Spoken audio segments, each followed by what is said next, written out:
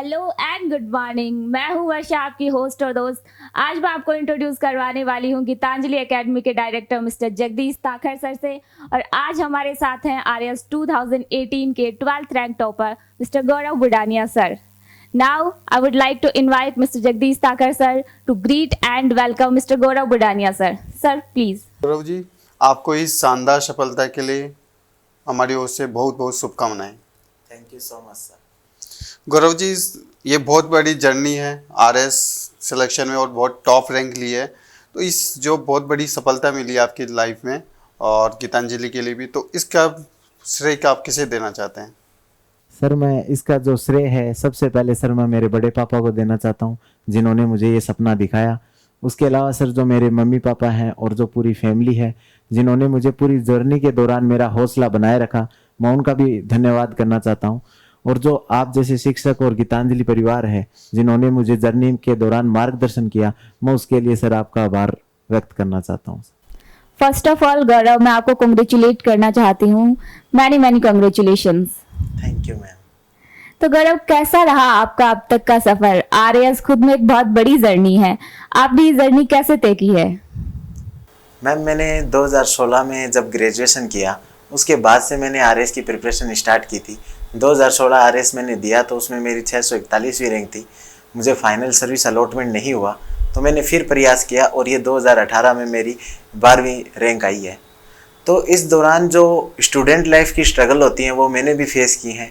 इतनी लंबी जर्नी थी, आरपीएससी ने एग्ज़ाम डिले करते गए, तो वो मैंने फेस किया था। लेकिन अब ये जो सफलता मिल गई है, उसके बाद वो जो सफ़र था उसमें लगता है कि वो वर्दी था और वो उतनी मेहनत की वो आज काम आ गई। तो मैं अभी काफ़ी अच्छा फील कर रहा हूँ। ओके। तो आपका, जैसे आपने बताया कि आपने बड़े पापा जो हैं आपके, उन्होंने आपका बहुत सपोर्ट किया है। कैसा रहा, मतलब उन्होंने किस तरीके से आपको ये दिखाया कि आपको इस फील्ड में जाना चाहिए?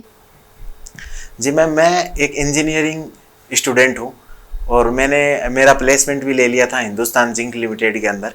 लेकिन उसके बाद मैं जब घर पे आया तो मेरे बड़े पापा हैं, तो उन्होंने मुझे समझाया कि किस तरीके से प्रशासन में आके आप जनता की हेल्प कर सकते हो, किस प्रकार से सोसाइटी को रिटर्न बैक कर सकते हो और इसमें जो सामाजिक प्रतिष्ठा है इस जॉब की वो कितनी ज़्यादा है।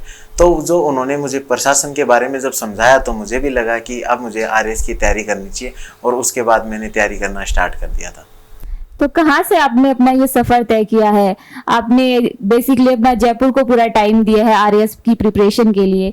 तो जयपुर में आपने ऐसा क्या देखा कि मुझे यहीं से प्रिपरेशन करनी चाहिए? आपकी क्या स्ट्रेटेजी रही पूरे आरएस के दौरान? आपकी जो जर्नी रही है वहां पे आपने किन चीजों को बहुत ज्यादा टाइम दिया है? क्या आपने लेस किया है? क्या आपने ऐड किया है अपनी जर्नी में? जी मैम, जो मेरी जो जर्नी रही है उसमें मैंने ज़्यादातर जर्नी मेरे घर से ही की है। जो ज़्यादातर प्रिपरेशन है वो मैंने अपनी घर से ही की है। हालांकि मैं जो टेस्ट सीरीज़ थी और जो मॉक इंटरव्यूज़ थे उसके लिए मैं जयपुर आता रहता था। गौरव, हमारे जो एस्पिरेंट्स हैं वो जानना चाहते हैं कि आरएस की जो जर्नी आपने तय की है उस दौरान आपकी स्ट्रेटेजी क्या थी? जी मैम, ये जो मैम 3 स्टेज का एग्ज़ाम है, तो प्रीलिम्स है, मेंस है और इंटरव्यू है। इन तीनों स्टेज में मैंने जो सबसे ज़्यादा ध्यान रखा था और मैं मेरे जो आगे आने वाले एस्पिरेंट्स हैं, जो मेरे छोटे भाई बहन हैं, मैं उनको यही सजेस्ट करूँगा, इन सब में प्रैक्टिस की बहुत ज़रूरत है। प्रीलिम्स की जो टेस्ट सीरीज़ है आप उसको कहीं ना कहीं ज़रूर ज्वाइन कीजिए और उसको मैक्सिमम प्रयास कीजिए उसको सोल्व करने का। उसके बाद मैं मेंस की बात करूं तो उसमें आंसर राइटिंग सबसे इम्पोर्टेंट रोल प्ले करती है। इसमें आप एक इंस्टीट्यूट से ज़्यादा की भी ज्वाइन कर सकते हैं और मल्टीपल आप प्रयास कीजिए। और मॉक इंटरव्यूज़ की बात मैं कहूँगा तो मैंने 20 से ज़्यादा मॉक दिए थे। इसमें मैंने गीतांजलि परिवार में मॉक दिया था, वो 25 को मेरा मॉक था और जो आरपीएससी में उसका 23 को मैं गीतांजलि परिवार में मैं मॉक दे के गया था। और उसमें जो मुझे रिव्यूज़ मिले थे वहाँ से काफ़ी अच्छा कॉन्फिडेंस आया था और उसके बाद मुझे लगा कि आरपीएससी के अंदर भी मुझे उसका काफ़ी फ़ायदा हुआ था। गौरव, आपने अपनी आरएस की जर्नी में जैसे आप प्रिपरेशन कर रहे थे, आपने कभी सोचा था कि मुझे ये रैंक आनी चाहिए, मैं इसी रैंक के लिए प्रिपेयर कर रहा हूँ? जी मैम, कभी भी कोई एस्पिरेंट चाहे टॉपर हो, कभी भी उसे ये नहीं पता रहता कि उसकी कौन सी रैंक आने वाली है। हालांकि हम सब प्रयास करते हैं कि हम सब ऐसी रैंक तो अचीव करें कि जो राजस्थान प्रशासनिक सेवा की जो सबसे बड़ी पोस्ट है एसडीएम, वो हमें मिल जाए। ये मुझे कभी अंदाज़ नहीं था कि मेरी 12वीं रैंक आ जाएगी, लेकिन जैसे मैंने मेंस के पेपर दिए थे उसके बाद में ये ज़रूर कॉन्फिडेंट था कि मुझे अब अच्छी रैंक मिलने वाली है, लेकिन ये कभी इतना मैंने नहीं सोचा था कि इतनी अच्छी रैंक आ जाएगी। गौरव, क्या ज़्यादा मुश्किल होता है, आरएस प्री या आरएस मेंस? मैम जो RS प्री है वो केवल क्वालिफाइंग नेचर का है, तो उसमें इतना ज़्यादा कोई प्रेशर किसी भी स्टूडेंट पे नहीं होता, लेकिन जो RS मेंस है उसके नंबर से रैंक बनती है। तो जो RS मेंस के मार्क्स हैं और उसमें सब्जेक्ट्स भी ज़्यादा हैं, 4 पेपर हैं, तो जो मेंस है वो हमेशा एक चैलेंजिंग रहता है और वो सब्जेक्टिव नेचर का है, तो उसमें आपको क्रिएटिविटी दिखानी पड़ती है। उसके अंदर आपको अलग अलग जगह से कंटेंट इकट्ठा करना पड़ता है, उसमें आपको बहुत ज़्यादा मार्गदर्शन की ज़रूरत पड़ती है।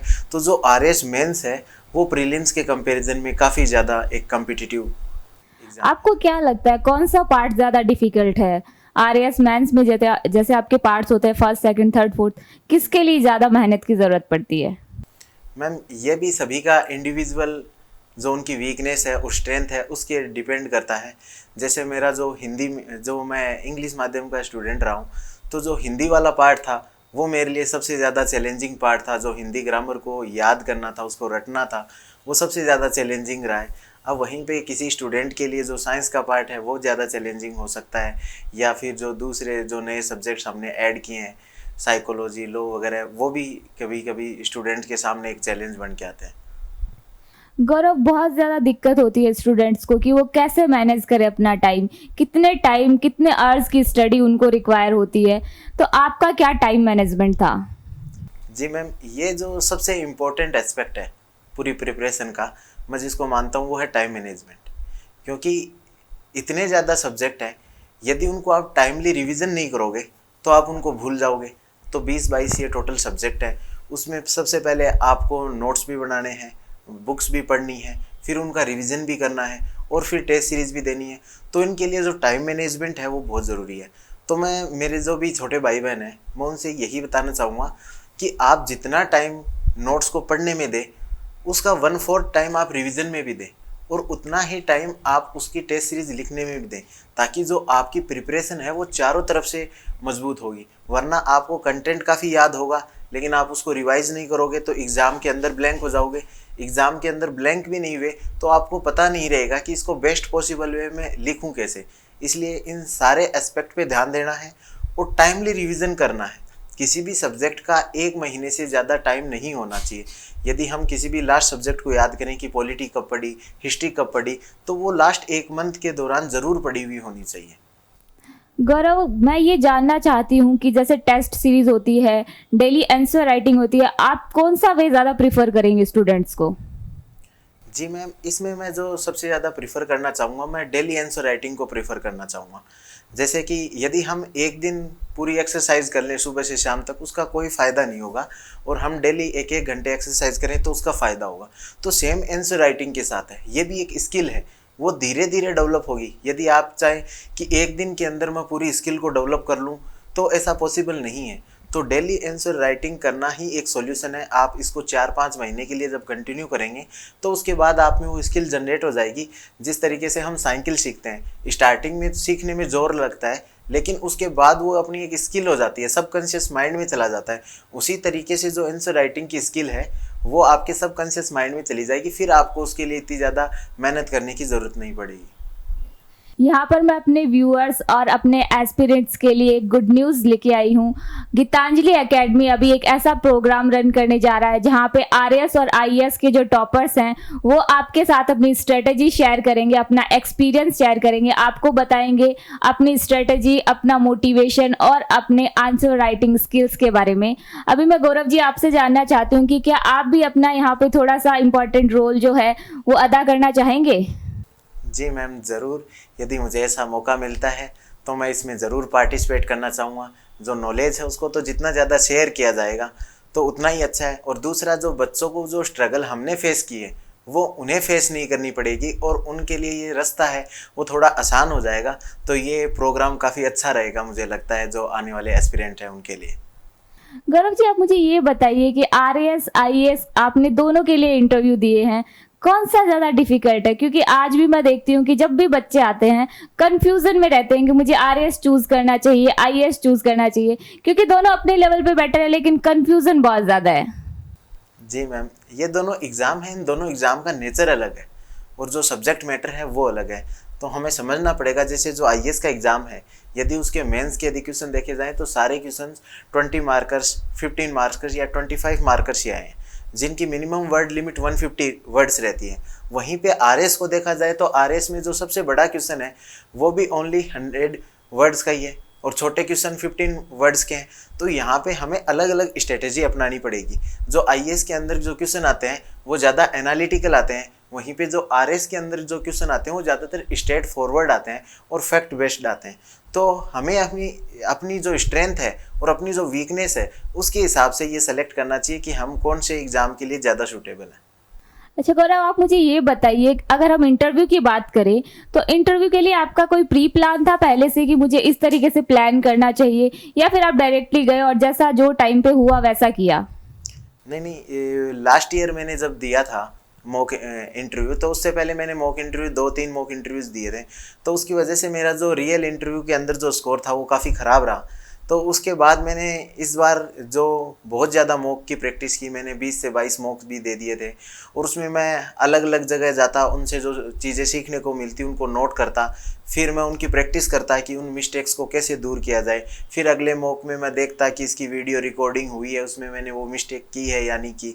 तो इस तरीके से बार बार प्रैक्टिस करने से इस बार मुझे इंटरव्यू में काफ़ी ज़्यादा जो टाइम भी मिल गया था। आरपीएससी ने 2-3 बार डिले कर दिए थे इंटरव्यू, उसकी वजह से मुझे काफ़ी ज़्यादा टाइम मिल गया था और उसकी वजह से मेरी प्रैक्टिस इतनी ज़्यादा अच्छी हो गई थी कि मुझे रियल इंटरव्यू हुआ था आरपीएससी के अंदर, उसमें कोई ज़्यादा प्रॉब्लम फेस नहीं हुई। गौरव, आप मुझे ये बताइए कि जैसे आपने बताया सब कुछ आपकी जर्नी ऐसी रही है, आपके लिए सक्सेस क्या रोल रखती है? मैम, जो सक्सेस है सबसे ज़रूरी होता है कि आदमी के अंदर एक पीस हो, वो सेटिस्फाइड हो अपनी चीज़ों से। कोई 500 रैंक पे भी सेटिस्फाइड है, कोई 10th रैंक पे भी सेटिस्फाइड नहीं होगा, कोई आरएस बनने से भी सेटिस्फाइड नहीं होगा।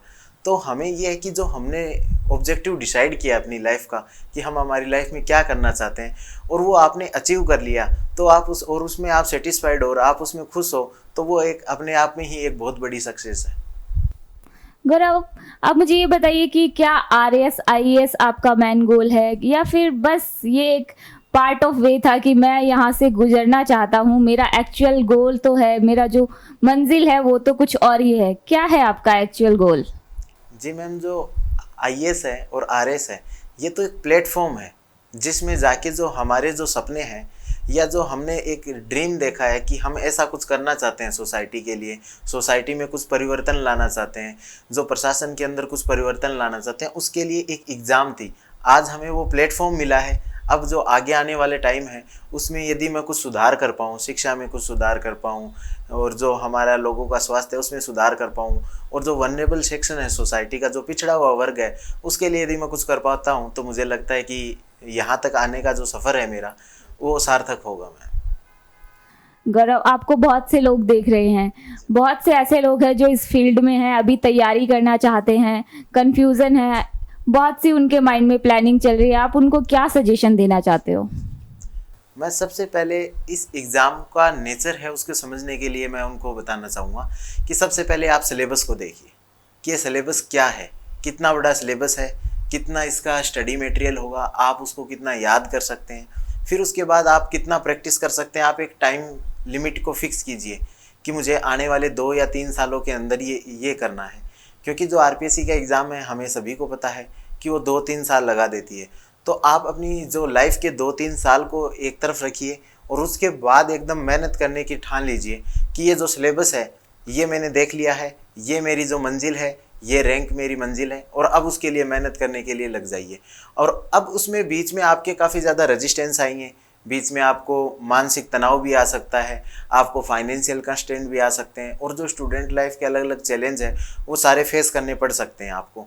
उस समय आपको ज़रूरत होगी अपने फैमिली के सपोर्ट की, आपको एक अच्छे शिक्षक के जो शिक्षक है उसके मार्गदर्शन की ज़रूरत होगी, ताकि आप अपना जो एफर्ट है उसको वेस्ट नहीं करें, उसका यूज़ करें। तो इसके लिए आप किसी अपने मेंटर से, अपने सीनियर से, किसी टॉपर से, किसी शिक्षक से, इनसे जुड़िए, उनसे और आगे का जो रास्ता है उसके बारे में पूछिए और फिर आप एक बहुत अच्छी मेहनत कीजिए। हार्ड वर्क से ज़्यादा जो स्मार्ट वर्क की ज़रूरत है उस पर हमें काम करना पड़ेगा। बिल्कुल सही कहा आपने गौरव। तो गौरव जी, आप हमें ये बताइए कि इस जर्नी में जो आपका सबसे बेहतरीन पल था और जहाँ पे आपको ब्रेकडाउन फील हुआ, वहाँ पे आपने क्या किया? सबसे मैंने कि 2016 में जब मैं ग्रेजुएशन किया था, उसके बाद मैंने उसी साल गेट की परीक्षा दी थी और उसमें मेरी ऑल इंडिया 80 रैंक थी। तो मुझे किसी न किसी प्रकार के जो जॉब का एक बैकअप था, लेकिन जब वो 2019 के अंदर गेट का स्कोर एक्सपायर हो गया तब, और उस समय तक जो आरएस का मेंस का एग्ज़ाम था वो भी डिले हो रहा था और मेंस का एग्ज़ाम हुआ भी नहीं था। तो उस समय मुझे काफ़ी ज़्यादा ऐसा लगा था कि ये हो क्या रहा है, 2-3 साल में कुछ भी मैं नहीं कर पा रहा हूँ, तो मुझे काफ़ी लो फील हुआ था। लेकिन उस समय भी जो मेरे बड़े पापा थे उन्होंने मुझे इस चीज़ के लिए प्रमोट किया कि आप थोड़ा और प्रयास कीजिए और इसी प्रयास में सारा सफलता की तरफ बढ़ जाएंगे तो आप 1-2 साल के अंदर इतने सफल व्यक्ति बन जाएंगे कि आपको इस जर्नी के लिए कभी भी दुख नहीं होगा। तो फिर मैंने कहा कि अब एक और प्रयास हमें अच्छा से करना चाहिए।